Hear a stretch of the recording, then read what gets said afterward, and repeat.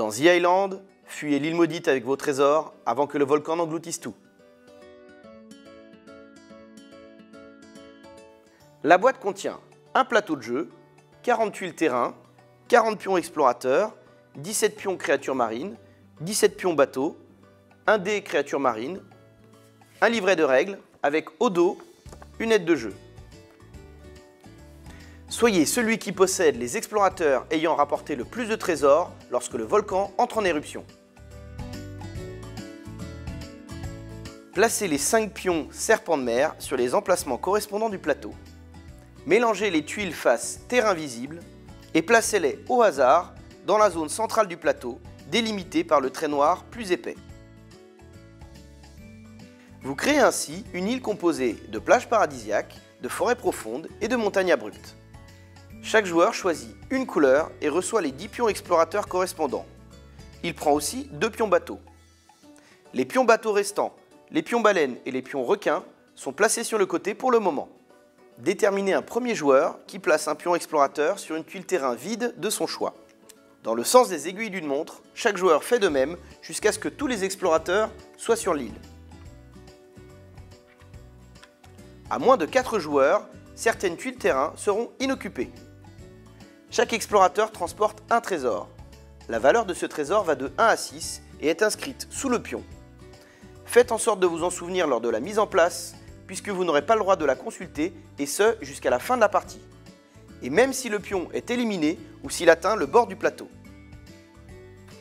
En commençant par le premier joueur et dans le sens des aiguilles d'une montre, chacun place un pion bateau sur une case de mer vide adjacente à l'île centrale. Le tour de chaque joueur se décompose en 4 phases. Jouer une tuile terrain, effectuer vos déplacements, faire sombrer l'île, déplacer une créature. Jouer une tuile terrain. Vous pouvez jouer une et une seule tuile terrain à bord rouge acquise lors d'un tour précédent. Cette étape est ignorée lors du premier tour de jeu ou si vous ne possédez aucune tuile terrain. Effectuez vos déplacements.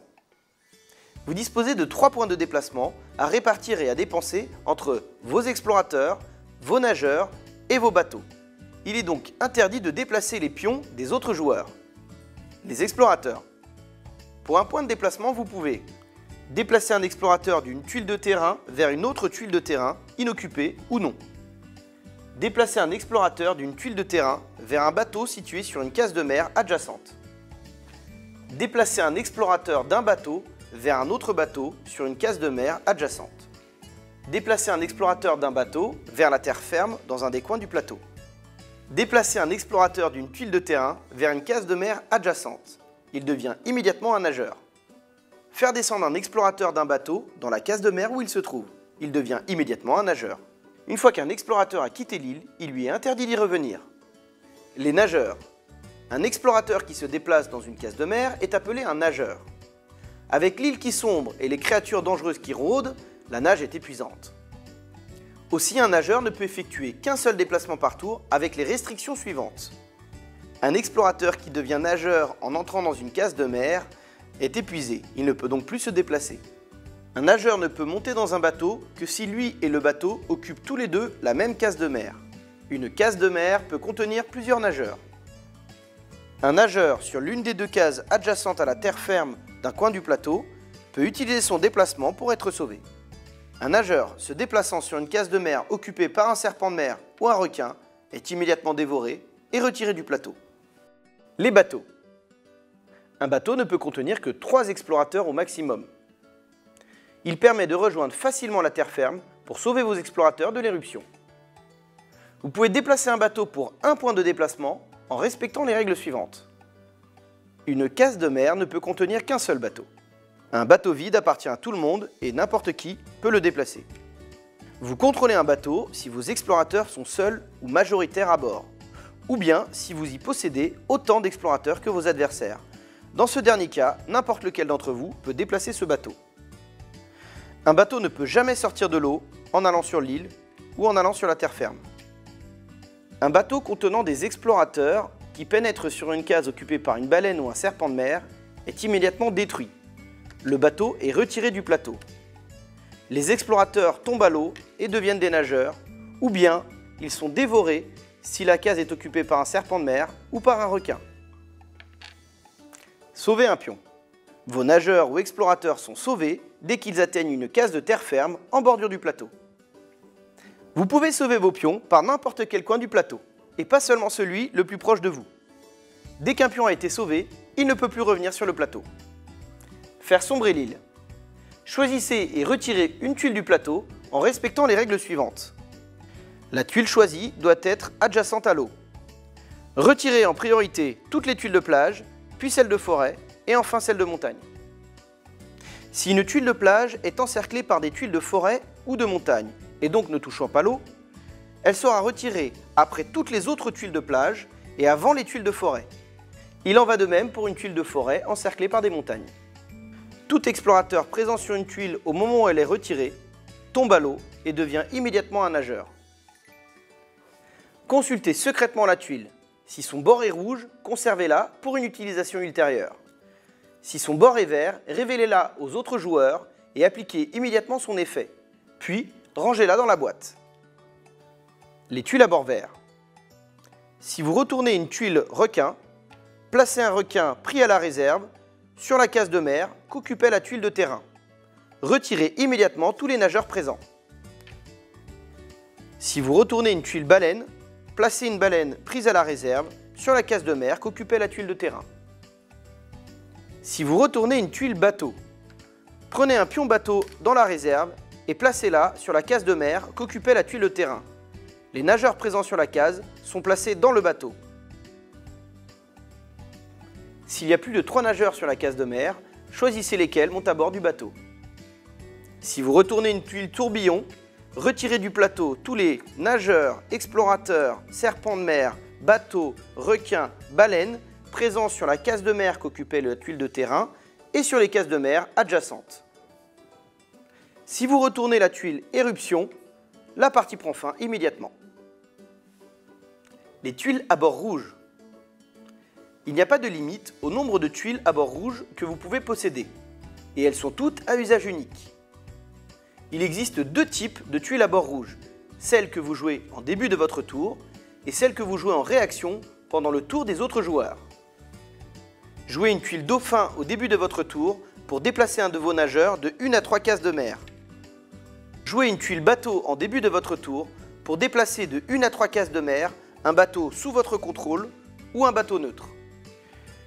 Jouez une tuile serpent de mer en début de votre tour pour déplacer n'importe quel serpent de mer présent sur le plateau vers une case mer vide de votre choix.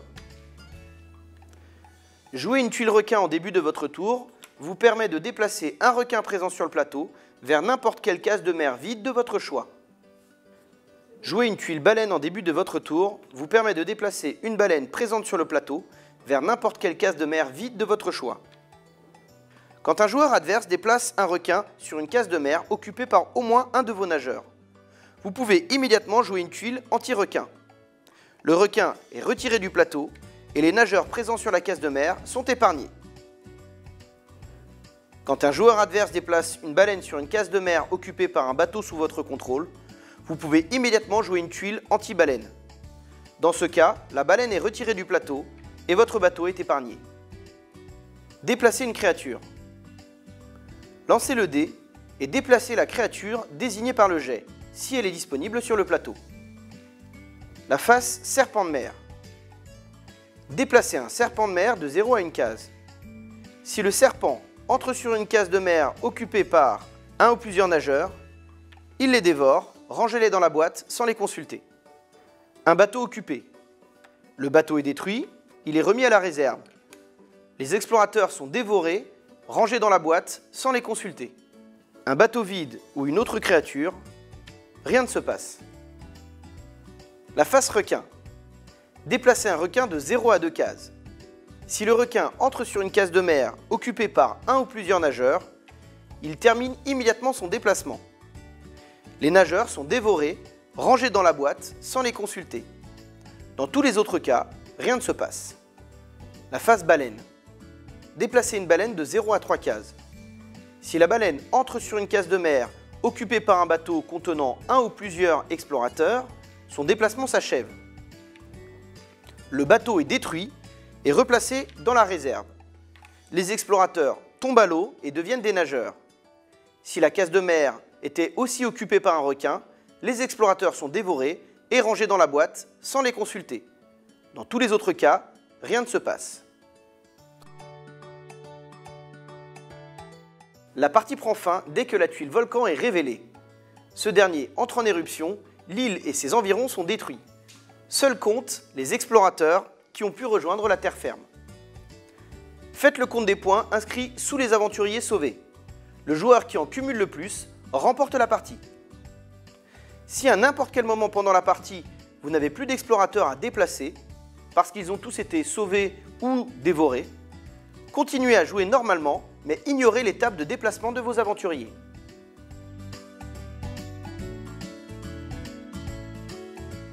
Si vous le souhaitez, lors de la mise en place, pour éviter que l'île soit trop dépeuplée, chaque joueur reçoit 2 couleurs de pions. À la fin de la partie, décomptez les points gagnés pour l'ensemble des explorateurs dans vos 2 couleurs.